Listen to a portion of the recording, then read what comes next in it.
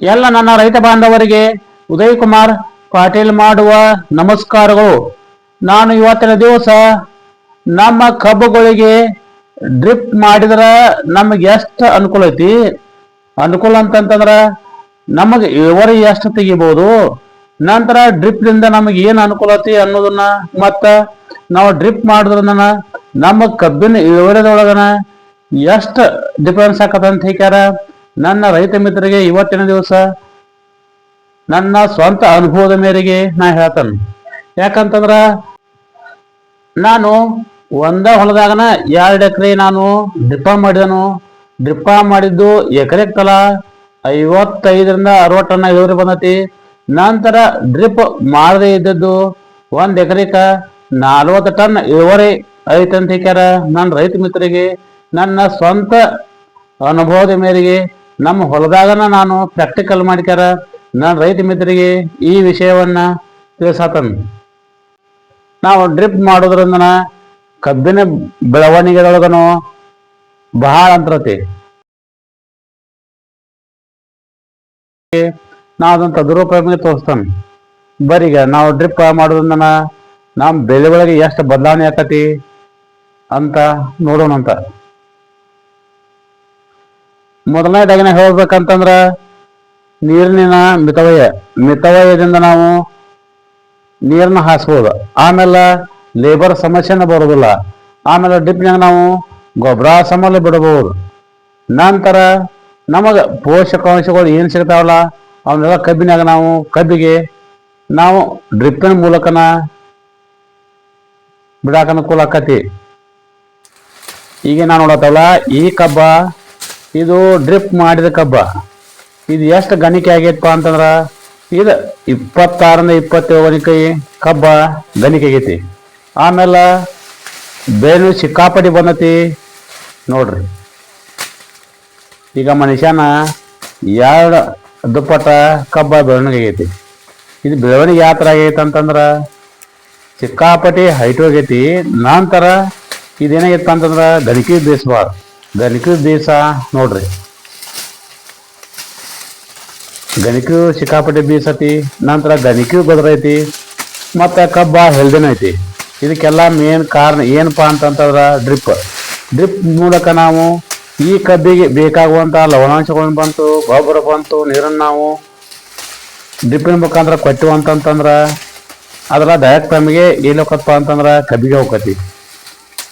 ಕಬ್ಬಿಗೆ ಬೇರಿನ ಮುಖಾಂತರವಾಗಿ ಅದ ಕಬ್ಬಿಗೆ ಹೋಗತಿ. ಮತ್ತು ಭೂಮಿ ಒಳಗೆ ಒಂಥರ ತೇವಾಂಶ ಉಳಿತೈತೆ ಅಂತ ಹೇಳ್ಯಾರ. ನನ್ನ ರೈತ ಮಿತ್ರರಿಗೆ ನಾ ಈ ವಿಷಯವನ್ನ ಇದನ್ನು ಪ್ರಾಕ್ಟಿಕಲ್ವಾಗಿ ತೋರ್ಸತ್ತಾನ. ಮತ್ತು ಈ ಕಬ್ಬನ್ನು ನಾನು ನಡಕ್ಕ ತುಂಡು ಮಾಡಿಕ್ಯಾರ ಏನು ಮಾಡಿದ ಅಂತಂದ್ರ ರೈತ ಮಿತ್ರರಿಗೆ ತೋರ್ಸತ್ತಾನ. ಈ ಕಬ್ಬ ಒಟ್ಟ ಬಂಬು ಆಗಿಲ್ಲ ಅಂತ ಹೇಳ್ಯಾರ ನಾ ಹೇಳ್ತಾನೆ. ಮತ್ತು ಈ ಕಬ್ಬ ಹೆಲ್ದಿನ ಐತಿ ನೋಡ್ರಿ.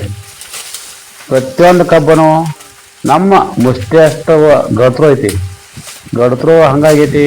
ಆಮೇಲೆ ಗಣಿಗೆ ಬೀಸೋ ಐತಿ, ಮತ್ತು ಹೈಟು ಹಂಗೂ ಹೋಗೈತಿ ನೋಡ್ರಿ. ಇದಕ್ಕೆಲ್ಲ ಕಾರಣ ಡ್ರಿಪ್ ಏನು ಮಾಡೋದಪ್ಪ ಅಂತಂತಂದ್ರೆ ನಮ್ಮ ಕಬ್ಬಿನ ಬೆಳವಣಿಗೆ ನಾವು ಮಿತವ್ಯಯವಾಗಿ ನೀರು ನಾವು ಕೊಟ್ಟಿವು ಅಂತಂತಂದ್ರೆ ಇದು ತೇವಾಂಶ ಎಲ್ಲ ಕಬ್ಬಿಗೆ ಹೋಗತಿ. ಕಬ್ಬ ದಸ್ಪುಷ್ಟ ಹೋಗತಿ, ಮತ್ತು ಕಬ್ಬ ಆರೋಗ್ಯಕರನೂ ಆಗಿ ಬೆಳಿತೈತಿ. ಮತ್ತು ನಾವು ಡ್ರಿಪ್ ಉಪಯೋಗ ಮಾಡೋದ್ರಿಂದ ನಮ್ಮ ಭೂಮಿಗಳಿಗೆ ಕಸಗಳು ಕಡಿಮೆ. ಯಾಕಂತಂದ್ರೆ ಈಗ ನಾನು ಡ್ರಿಪ್ ಮಾಡಿ ಹೊಲದೊಳಗೆ ಒಟ್ಟ ಕಸನಾಗಿಲ್ಲ ಅಂತ ಹೇಳ್ಯಾರ. ನಾನು ರೈತ ಮಿತ್ರರಿಗೆ ಹೇಳ್ತಾನೆ. ಒಂದು ದೃಷ್ಟಿಯಿಂದ ನಮಗೆ ಕಬ್ಬಿಗೆ ಬೆಳವಣಿಗೆ ಚಲೋ ಆಕತಿ. ಆಮೇಲೆ ನೀರಿನ ಮಿತವನ್ನ ಆಕತಿ, ಮತ್ತು ನಮಗೆ ನೀರು ಹಾಸು ಆಳು ಉಳಿತೈತಿ, ಮತ್ತು ನಮ್ಮ ಬೆಳೆನೂ ಬಂಪರ್ ಬರೋದು ಅಂತ ಹೇಳ್ಯಾರ. ನಾನು ರೈತ ಮಿತ್ರರಿಗೆ ನಾ ಹೇಳ್ತಾನೆ. ಮತ್ತು ನಾನು ಈ ಡ್ರಿಪ್ಪ ಮಾಡಿದನ್ನ ಕಬ್ಬ ಕಡಿಕ್ಯಾರ ಪ್ರಾಕ್ಟಿಕಲ್ಸನ್. ಅದು ಗಾಡಿ ವಜನ್ ಹೆಂಗಪ್ಪ ಅಂತಂದ್ರೆ ನಮಗೆ ನೋಡಿದ್ರೆ ಗುರ್ತಕತ್ತೆ ನೋಡ್ರಿ. ಈಗ ನಾನು ಒಂದು ಚಕಡಿ ಕಬ್ಬ ತುಂಬ್ಕ್ಯಾರ ಹೊರ ತೆಗ್ಯಾತಾನೆ. ಈ ಒಂದು ಚಕಡಿ ಕಬ್ಬ ಇದು 10ರಿಂದ 15 ಟನ್ ಮಟ ವಜನ್ ಅಂತ ಹೇಳ್ಯಾರ. ನಮಗೆ ಗಾಡಿ ನೋಡ್ಕೊಡೋಣ ಗುರ್ತಕತ್ತೆ.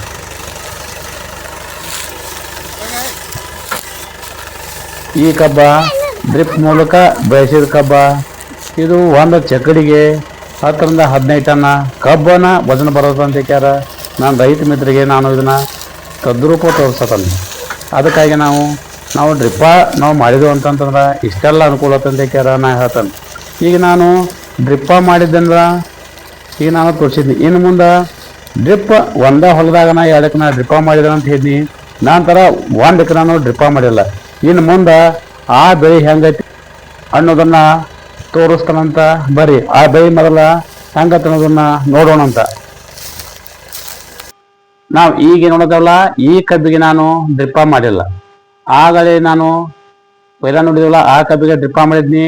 ಯಾಕಂದ್ರೆ ಒಂದೇ ಹೊಲದಾಗನ 2 ಎಕರೆ ಡ್ರಿಪ್ಪ ಮಾಡಿದ್ನಿ. ಆಮೇಲೆ ಇದನ್ನು ನಾನು ಪ್ರಾಕ್ಟಿಕಲ್ ಮಾಡೋ ಸಂಬಂಧಾಗಿ 1 ಎಕರೆಗೆ ನಾನು ಡ್ರಿಪ್ಪ ಮಾಡಿಲ್ಲ. ಡ್ರಿಪ್ಪ ಮಾಡಿದ್ದಕ್ಕಾಗಿ ಈ ಕಬ್ಬ 1 ಎಕರೆದೊಳಗನ ಡ್ರಿಪ್ಪ ಮಾಡಿದ್ದಕ್ಕೆ 20 ಟನ್ ಮಟನು ಡಿಫ್ರೆನ್ಸ್ ಆಗೈತೆ ಅಂತ ಹೇಳ್ಯಾರ.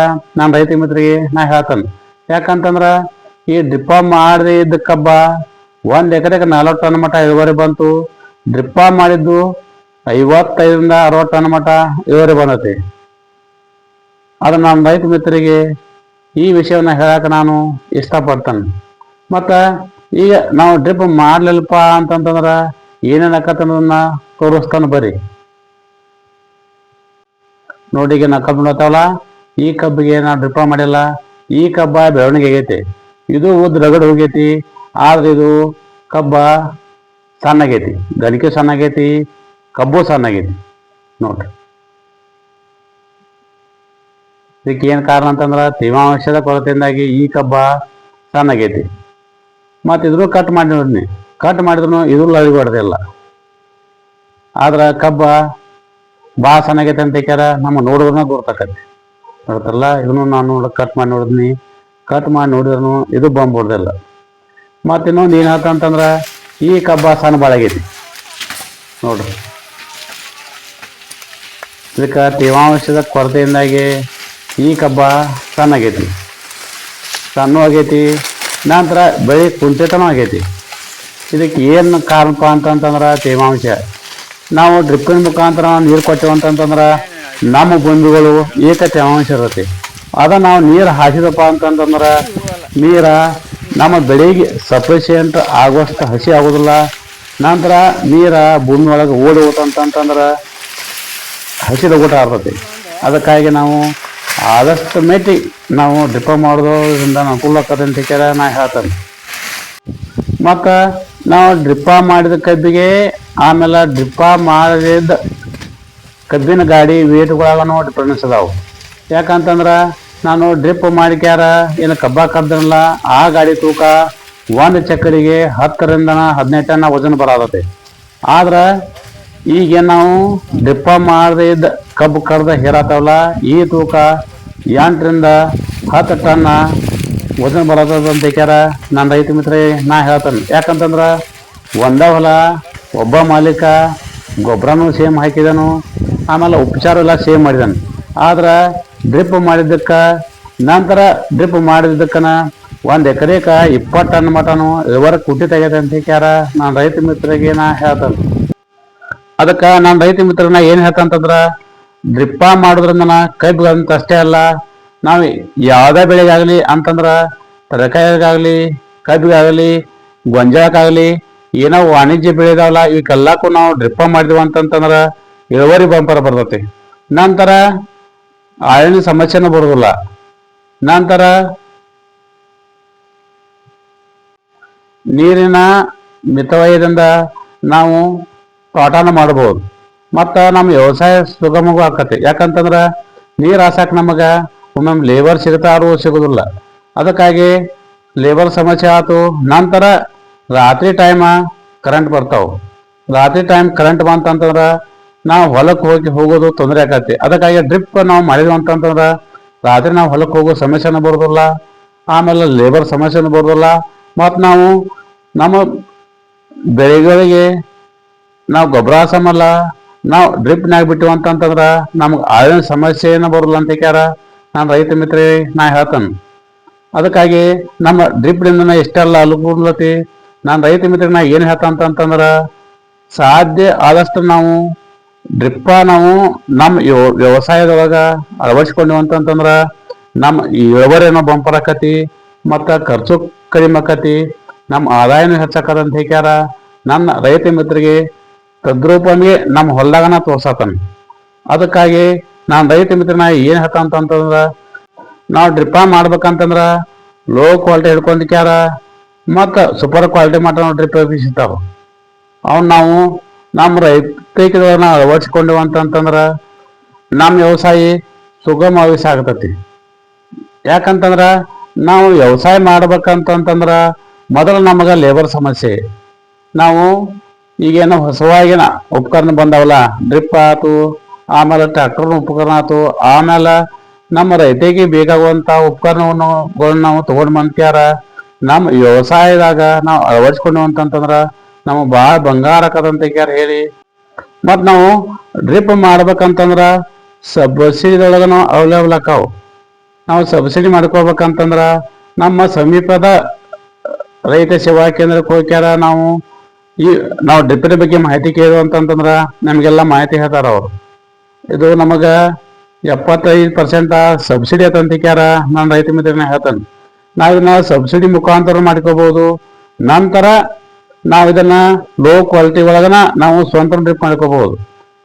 ಮತ್ತು ಲೋ ಕ್ವಾಲಿಟಿಯನ್ನು ಅಷ್ಟೇ ಕೆಲಸ ಕೊಡತಿ, ನಂತರ ಸೂಪರ್ ಕ್ವಾಲಿಟಿನೂ ಅಷ್ಟೇ ಕೆಲಸ ಕೊಡ್ತೈತಿ. ಅದಕ್ಕಾಗಿ ನಾವು ನಮ್ಮ ಅನುಕೂಲಕ್ಕೆ ತಕ್ಕ ನಾವು ಈಗೇನ ಪೈಪ್ಗಳನ್ನು ತೊಗೊಂಡು ಬಂದ್ಕ್ಯಾರ ನಮ್ಮ ಹೊಲಗಳಿಗೆ ನಾವು ಡ್ರಿಪ್ ಮಾಡಿಕೊಂಡೆವು ಅಂತಂದ್ರೆ ವ್ಯವಸಾಯ ಭಾಳ ಸುಗಮ ಸಾಗತಿ ಮತ್ತು ಖರ್ಚು ಕಡಿಮೆ ಆಕತಿ. ಅದಕ್ಕಾಗಿ ಆದಷ್ಟು ಮಟ್ಟಿಗೆ ನಾವು ನಮ್ಮ ನೀರಾವರಿ ಏನು ಜಮೀನಿರಲ್ಲ ಇದಕ್ಕೆಲ್ಲ ನಾವು ಡ್ರಿಪ್ಪ ಅನುಕೂಲ ಮಾಡಿಕೊಡುವಂತ ಹೇಳಿ ಎಲ್ಲ ನನ್ನ ರೈತ ಬಾಂಧವರಿಗೆ ನನ್ನ ನಮಸ್ಕಾರಗಳು.